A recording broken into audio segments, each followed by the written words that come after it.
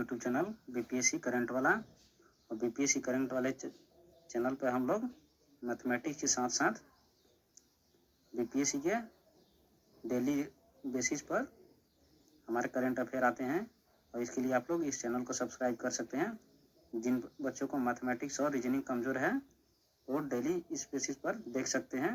उनको डेली के डेली इसमें कुछ मैथमेटिक्स की ट्रिक के साथ साथ जीएस की लेक्चर लिए जाते हैं।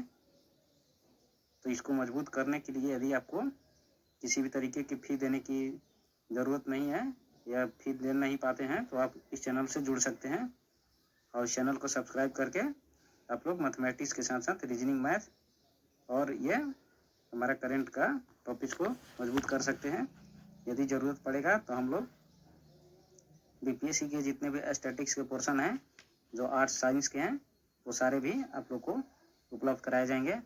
तो डे बाय डे आपको डेली 20 क्वेश्चन मैथमेटिक्स के, उसके साथ साथ रीजनिंग एंड करंट अफेयर के क्वेश्चन दिए जाएंगे। और क्वेश्चन के साथ साथ जो है पहले प्रैक्टिस के लिए जितने भी टॉपिक्स हैं करंट के उनको सबको एक एक करके जो डे बाय डे पेपर में आते हैं, जैसे द हिंदू के साथ साथ आते हैं जो इंडियन एक्सप्रेस और दैनिक जागरण, उन सब के यहाँ पर अपलोड किया जाएगा। अब बीपीएससी के स्टूडेंट को सबसे ज़्यादा दिक्कत होती है कि जो करंट अफेयर है वो जो मैगजीन है वो हर मंथ नहीं आती है, जब एग्ज़ाम के डेट आने वाले होते हैं तभी आती है। इससे लड़कों को काफ़ी मुश्किल हो जाती है कि किस तरह से करंट अफेयर को अप टू डेट किया जाए। इस पर आप लोग को बीपीएससी के रिलेटेड जितने भी करंट अफेयर है वो डे बाय डे भी प्रोवाइड किए जाएंगे, उसके पीडीएफ भी दिए जाएंगे।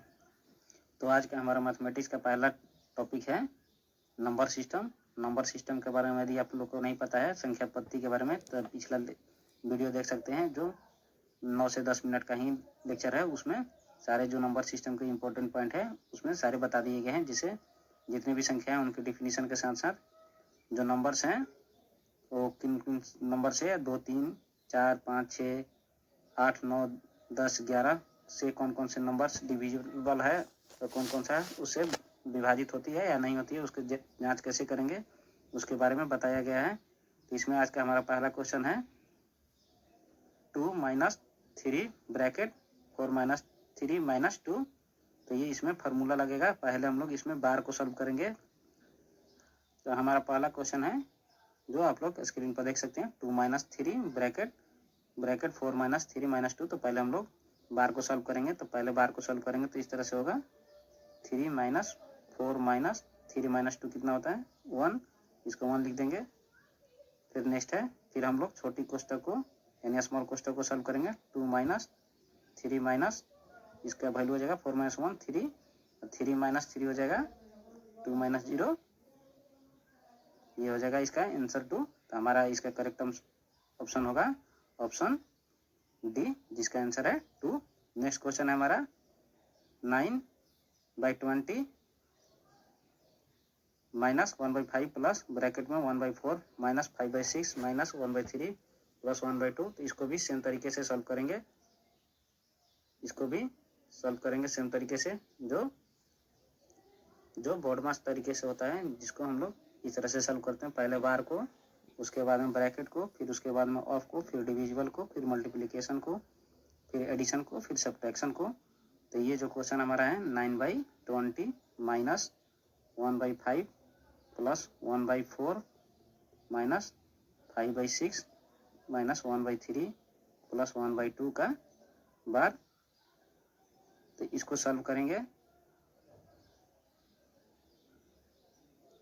तो इसको पहले सॉल्व करने से पहले हम लोग बार को सॉल्व करेंगे। 1/3 प्लस 1/2, 1/3 हमारा होगा 1/3 प्लस 1/2। तो इसका एलसीएम हो जाएगा 6, और 6 2 प्लस 3 यानी 5/6, इसका वैल्यू हो जाएगा 5/6। तो हम लोग इसको सॉल्व करेंगे तो इस तरह से लिखेंगे। इस क्वेश्चन को सॉल्व करेंगे 5/6 माइनस 5/6, ये हो जाएगा हमारा 0। तो नेक्स्ट आता है 1/4।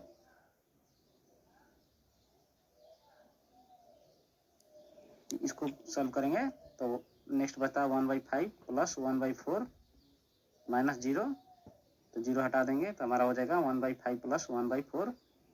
तो इसको अगर सॉल्व करेंगे तो हमारा आता है 9/20। 20, ठीक है, 9/20 आता है, तो इसको ब्रैकेट से बाहर निकालेंगे तो ये आ जाएगा 9/20 माइनस 9/20, तो इसका वैल्यू हो जाएगा 0। तो हमारा इसमें करेक्ट आंसर होगा क्वेश्चन नंबर 2 का ऑप्शन नंबर ए करेक्ट होगा, यानी 0। नेक्स्ट है क्वेश्चन नंबर 3, इसको देखते हैं। तो इसको सॉल्व करने के लिए पहले दिया है x की पावर -1, y की पावर -1 और z की पावर -1। तो इसको लिखने का तरीका आता है 1/x 1/y 1/z। इसको पहले सॉल्व कर लेंगे तो किस तरह से लिखा जाएगा, सबको स्क्वायर रूट के अंदर ही लिख लेंगे, root 1/x into y into root 1/y into z into 1/z into x. यदि अब न्यूमरेटर को अगर मल्टीप्लाई करते हैं तो आएगा वाई जेड एक्स, नेक्स्ट है एक्स वाई जेड। ये प्रॉपर्टी होती है कि जो भी स्क्वायर रूट के अंदर होती है उसको मल्टीप्लिकेशन में अगर है तो सबको इसी तरह से मल्टीप्लाई कर सकते हैं। तो इसको अगर कैंसिल आउट करें तो आता है हमारा रूट में 1, तो इसका आंसर होगा एग्जैक्ट +-1। लेकिन हमारे ऑप्शन में जो दिए हुए हैं वो केवल 1 दिया हुआ है, तो हमारा आंसर केवल होगा 1। इसका 3 का ऑप्शन होगा ए। नेक्स्ट है क्वेश्चन नंबर 4। क्वेश्चन नंबर 4 को सॉल्व करते हैं किस तरह से होगा। हमारा क्वेश्चन है 0.25 multiply by 0.25 minus 0.24 into 0.24 divided by 0.49। तो इसको सॉल्व करेंगे तो इसको मान लेंगे 0.25 को 1 ए स्क्वायर, ये हो जाएगा, इसको मान लेंगे b, 0.24 को b, तो A minus A square minus B square plus A plus B हो जाएगा। 0.25 प्लस 0.24 को यदि ऐड करेंगे तो हमारा आता है 0.49 आएगा। तो इस तरह से हम लोग सॉल्व कर सकते हैं। तो ये जो है A square minus B square का जो फार्मूला होता है ये होता है A minus B plus A minus A plus B divided by A plus B आ गया। तो इसको अगर डिवाइड करेंगे ए प्लस बी तो हमारा आएगा ए माइनस बी, यानी 0.25 माइनस 0.24 हमारा आंसर हो जाएगा, ये होगा 0.01। इस तरह से हमारा ऑप्शन जो है इस क्वेश्चन का करेक्ट ऑप्शन हो जाएगा ऑप्शन नंबर डी, हमारा राइट आंसर होगा। नेक्स्ट है क्वेश्चन नंबर 5। तो क्वेश्चन नंबर 5 पूछ रहा है कि 100 भुजाओं वाली बहुभुज में कितने विकर्ण पाए जाते हैं। इसकी एक फार्मूला होती है, वो हम आपको बता देते हैं, इसे आप जल्द सॉल्व कर पाएंगे। ये फार्मूला होती है n into n minus 3 divided by 2, यानी n नंबर ऑफ भुजाओं वाली यानी विकर्णों वाली जो बहुभुज है उसमें हम लोग जो n है नंबर ऑफ भुजा है, और इसका ये फार्मूला आता है कि उसका कितने विकर्ण आएंगे। तो विकर्णों की संख्या जो होगी हमारा इस फार्मूले पर n into n minus 3 divided by 2 कर देंगे तो आ जाएगा। तो हमारे क्वेश्चन में दिया हुआ है कि 100 भुजाओं वाली, तो n बराबर 100 हो गया, 100 माइनस 3 डिवाइडेड बाई 2। इसको सॉल्व करेंगे तो 2 से 100 कैंसिल आउट हो गया, 50 इंटू 97। अब इस तरह से मल्टीप्लाई करेंगे तो हमारा आंसर आ जाएगा 4850, जो हमारा ऑप्शन है ऑप्शन नंबर सी। नेक्स्ट है क्वेश्चन इसी तरीके का है, एक समषष्टभुज में कितने विकर्णों की संख्या होगी। तो यहाँ हो जाएगा n इक्वल टू 6, तो 6 इंटू 6 माइनस 3 डिवाइडेड बाई 2, ये हो जाएगा 3 इंटू 3 9, हमारा आंसर हो जाएगा इसका 9। एक समषष्टभुज में कितने विकर्णों की संख्या होगी, 9 होगी। नेक्स्ट है क्वेश्चन नंबर 7, 6708 में कम से कम कौन सी संख्या घटाई जाए कि यह ठीक से विभाजित हो जाए। तो जिस तरह क्वेश्चन पूछ रहा है कि कितनी घटाई जाए, यानी 6708 जो है वो इसमें क्वेश्चन नहीं कर 9 से डिविजिबल हो जाए, तो 9 से डिविजिबल पूछ रहा है। 6708 जो है हमारा 9 से डिविजिबल होना चाहिए। तो इसको क्या घटाई जाए, तो इसमें पूछ रहा है घटाने के लिए, जब घटाने की बात आएगी तो इसका मतलब 6708 जो है कुछ न कुछ अंक ज़्यादा है, तो इसे हम लोग क्या करेंगे कि 9 से पहले डिविजिबल कर लेंगे और जो जितना एक्स्ट्रा आएगा उसको हम लोग सब्ट्रैक्ट कर देंगे, यानी घटा देंगे, तो हमारा वो आंसर हो जाएगा। जैसे 6708 को 9 से डिवाइड करेंगे तो होगा 63, 4 0 9 चौका 36, 4 8 9 5 45, तो हमारा रिमाइंडर जो बचा है शेष वो 3, तो यही 3 यदि हम इसमें से घटा देंगे 6708 में से तो हमारा आंसर आ जाएगा। तो ये हमारा आंसर है ऑप्शन सी। ठीक इसी प्रकार ये दिया हुआ है क्वेश्चन नंबर 8, जिसमें पूछ रहा है कि 7511 में कौन सी संख्या जोड़ दी जाए कि वो 13 से पूर्णतः विभाजित हो जाए। यहाँ पे 13 है, तो 13 से डिवाइड होने के लिए क्या जोड़ा जाए, यानी ये जो 67511 है ये कुछ न कुछ नंबर कम है, इसमें संख्या कम में कम है, तो वो पूर्णतः विभाजित नहीं हो पा रही है, तो उसमें जोड़ा जाएगा। तो इसको भी सब्ट्रैक्ट कर डिवाइड करेंगे। डिविजिबल के बाद में जो भी हमारा रिमाइंडर आएगा उसमें जो अंक जोड़ने जाएंगे वो 13 से डिविजिबल होंगे। तो देखते हैं नेक्स्ट क्वेश्चन। आप लोग इसका आंसर जो है कमेंट बॉक्स में बताइएगा। नेक्स्ट क्वेश्चन है हमारा क्वेश्चन नंबर 9।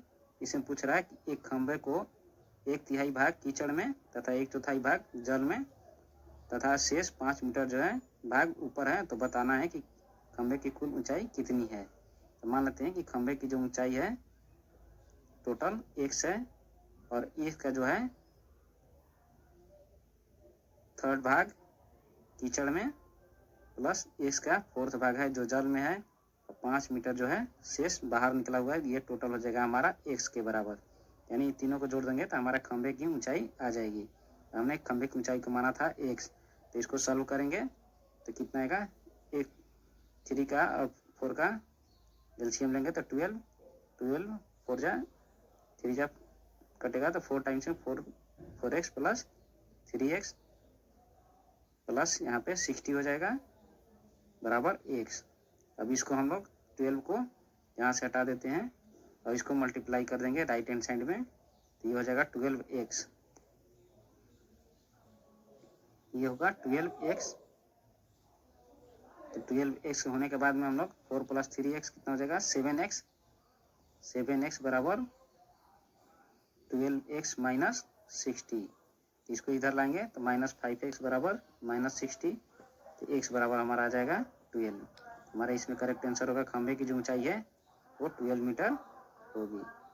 नेक्स्ट है इसी तरह क्वेश्चन है 1% के आधे का 200% क्या होगा।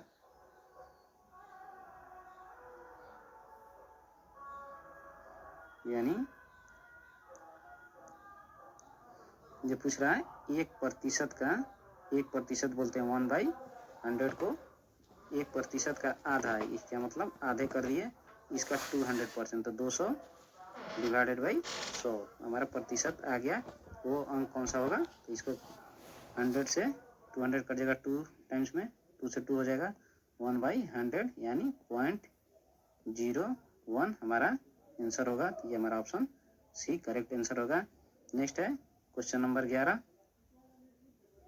ये क्वेश्चन नंबर 11 को देखते हैं। तो इसमें पूछ रहा है कि एक रेलगाड़ी यात्रियों से भरी हुई है, पहले स्टेशन पर 1/3 यात्री उतर जाते हैं तथा 96 यात्री गाड़ी में चढ़ जाते हैं, दूसरे स्टेशन पर आधे यात्री उतर जाते हैं तथा 12 नए यात्री जो हैं चढ़ जाते हैं। तो यदि यात्रा के अंतिम समय में यात्रियों की कुल संख्या 240 है, प्रारंभ में कितने यात्री इसमें सवार थे। तो चलिए इसको सॉल्व करते हैं। तो क्वेश्चन में बोला जा रहा है कि 1/3 जो यात्री हैं उतर जाते हैं, तो मान लीजिए कि हमने टोटल यात्री को माना x, तो इसका 1/3 उतर गए, तो हमारे पास कितना बचे x माइनस x/3 यानी 2x/3 पैसेंजर अभी जो है गाड़ी में बचे हुए हैं।